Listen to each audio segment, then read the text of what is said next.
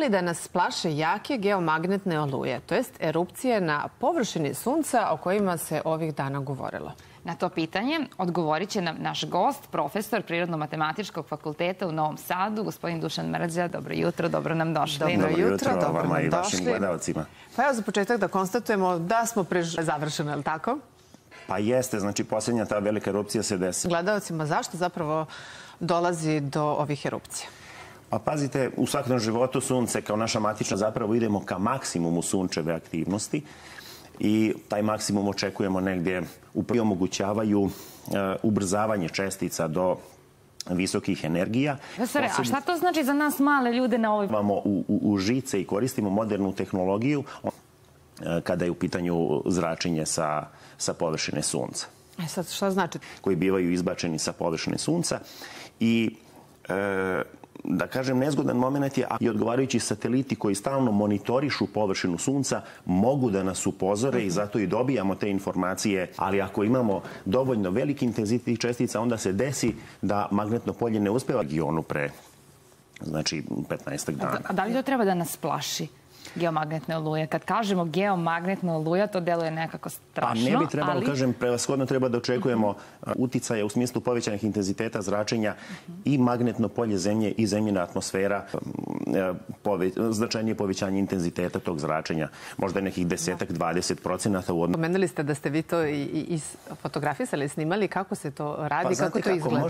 Možete da kretanje na površini Sunca, međutim, ne možete samo na osnovu toga da predvidite koje mogućnosti predviđanja takvih događaja, ali mi se čini da smo još uvijek otprilike na onom nivou kakva su bila meteorološka predviđanja nekih 50. godina prošlog vijeka, kad su u tom smislu recimo ugroženi kosmonauti koji se nalaze van Zemljine atmosfere. A mene zainteresuje jedan podatak koji ste iznali na početku izlaganja. Na najveća kulminacija Sunca ikada ili... Tako da ljudi to prate. Znači još negde od 1750. godine. Mi smo sada u nekom takozvano malo ledeno doba, još iz 1645. do 1700. godine, aktivnošću. A koje još možemo aktivnosti ili pojave očekivati u narednom periodu, što biste podelili sa našim gledalcima? Pa generalno ovako. Sad ste spomenuli malo ledeno doba, imamo i sun. Tako da to treba ispratiti neke događaje koje i mi između ostalog organizujemo, kao što je recimo astronomski kamp koji će se između ostalog i posmatranjem Sunca, ali i drugih nebeskih objekata. Da kratko iskoristimo vaše prisustvo i novih smerova na fakultetu, pa eto da ako su zainteresovani budući studenti, da im ih kažemo koju reči na tu temu. Pa jeste, nama je veoma drago što smo... Industrijska IT fizika, primjenjena industrijska fizika. Da istaknem da već na osnovnim studijama ćemo imati odgovarajuće module, znači interesovanja ima i nadamo se da će to značajno proširiti mogućnosti za Hvala vam puno na izdvojenom vremenu. Eto, Jovana, ne moraš... Što ste nam razjasnili sve. Ne moraš da se ne plašimo. Uopšte se više ne plašimo. Hvala puno, profesore. A kao što je Ivana rekla, u narednim minutima listamo štampu sa našim gostom. Srđan Gravac iz Centra za društvenu stabilnost je sa nama ovoga jutra. Srđane, dobro jutro, dobrodošao. Dobro jutro i hvala na pozivu.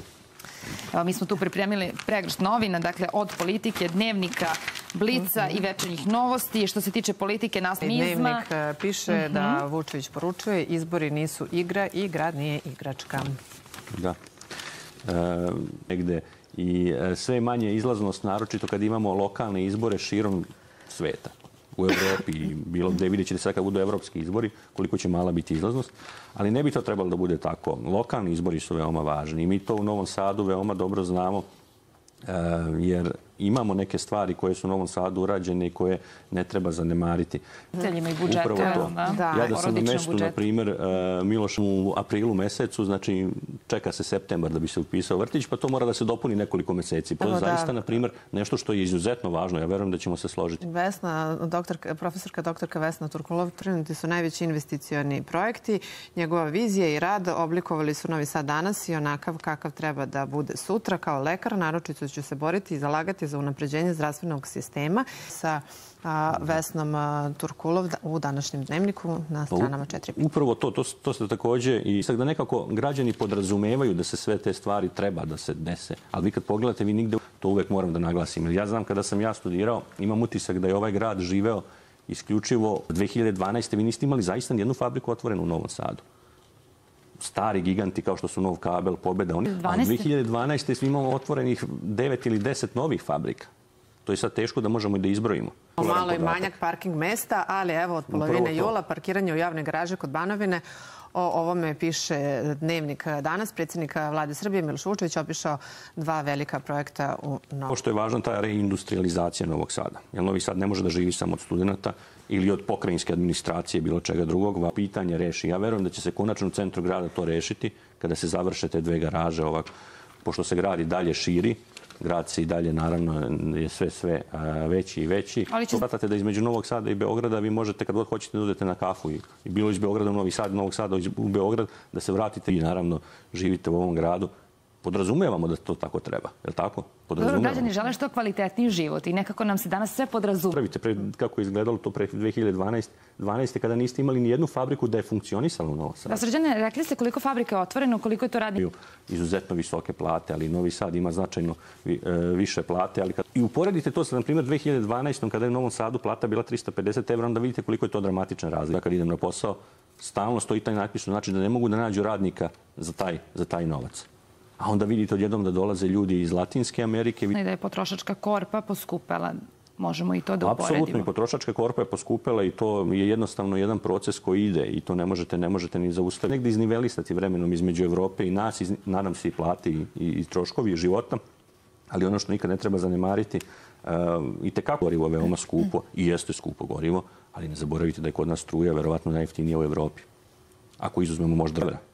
Ili 3 evra, nemojte mi sad držati za reč. Dok, na primjer, u susednoj Hrvatskoj to plaćate 13, 14 ili 15 evra mesečno. Pretplatu samo za televiziju. Onda vidite da tu ipak postoji jedna značajna razlika i te stvari ne možemo zanemariti, tako da... Imamo i, naravno, gorućih problema i Kosovo, evo i dalje zapatak nad našim narodom. Što je Srbima gore, to je Kurtiju bolje. Evo, ukratko da prokomentarišemo možda i tu temu. Ukratko, najbolnija tema i ukratko... Ova tema je nešto što je nezaobilazno i na ovim izborima.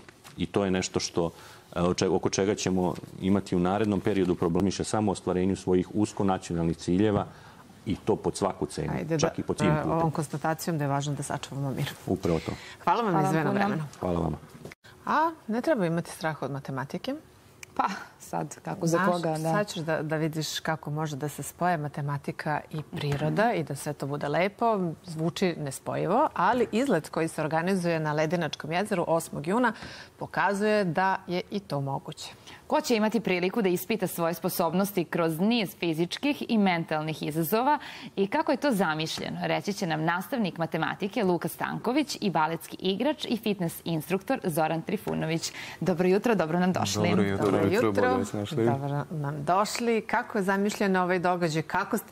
Pa udružio se Libe Fitness i lični matematičar zarad spajanja tog najomiljenijeg predmeta matematike i najneomiljenijeg predmeta fizičkog. Kako bismo spojili i tu neku fizičku aktivnost i tu mentalnu aktivnost. Odnosno, tamo će učenike osnovnih i srednjih škola, kao i studente, zateći... A kome je namenjen događaj? Ko je... Osnovci, srednjoškolci i imamo čak prijavljenih i studenta nekih. A kako se prijaviti? Putem linka u opisu naših Instagram profila ili lični. Ne možemo da pričamo iste stvari i osnovcima, baš i srednjoškolcima, pa prosto zbog toga pravite neki balans, tako da. Kako će se učesnici razgibati? Još smo u procesu smišljanja svega, pošto se razgiba malo, da se razdrma. Da, do kada su prijave otvorene? Do 1. juna. Do 1. juna. Kakva je situacija za sada? Da li ima zainteresovaca? A Luka, kako će učesnici razgibati vijuge, 2 predavanja? Kako rešiti zadatak? Voditi ta predavanja? Koleginice iz udruženja će voditi predavanje o matematici u prirodi, gde će samopouzdanja, kritičkog mišljenja, uopšte spremnosti da se zadatku pristupi. Slično kao i vežbama. Na taj način ćemo zapravo spojiti te 2 discipline. U razgovorima nekim privatnim shvatili da dosta matematičara, baš koji vole matematiku, nisu baš skloni fizičkom. Će morati sami da nalaze balans na licu mesta kako bi se izborili za... A koliko je važno zapravo spojiti? Koliko fizičke aktivnosti mogu da pomognu posle u koncentraciji, da bude... Da, pa pomažu dosta. Fizička aktivnost je... Događaj će imati i humanitarni karakter. Da. Šta to znači? Da ćemo dečijem selu u Sremskoj Karlovici. Dakle, usmerena su sredstva dečijem selu. Tako je.